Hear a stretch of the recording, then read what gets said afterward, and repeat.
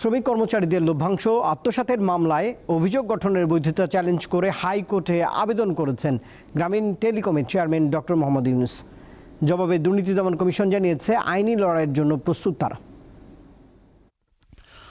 অর্থ আত্মসাৎ ও পাচারের মামলায় গত 2 জুন ডক্টর মোহাম্মদ ইউনূস সহ 14 আসামির বিরুদ্ধে অভিযোগ গঠন হয় ঢাকার বিশেষ জজ আদালত 4-এ।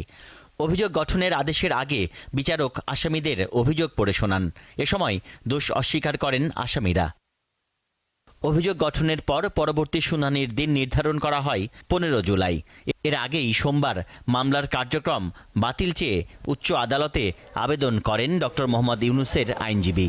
বাবার আগে কি ছেলের জন্ম হয়?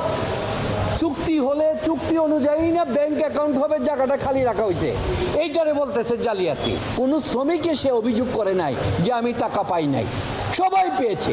তাহলে অভিযোগটা করেছে কে? সরকার। সরকারের কলকারখানা পরিদর্শন, যার কোনো এখানে সম্পর্ক নাই। দুদকের আইনজীবী জানিয়েছেন আইনি লড়াইয়ের জন্য প্রস্তুত দুদক। আর উনি তো অভিযোগটা চ্যালেঞ্জ করেননি, উনি পুরো মামলার কার্যক্রমটা চ্যালেঞ্জ করেছেন।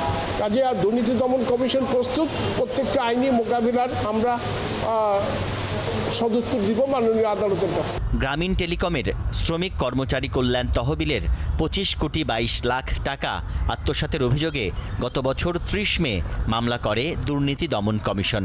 তদন্ত শেষে গত 1 ফেব্রুয়ারি 14 জনের বিরুদ্ধে মামলার অভিযোগপত্র দেয় দুদক। তানভীর খন্দকার, দীপ্ত সংবাদ, ঢাকা।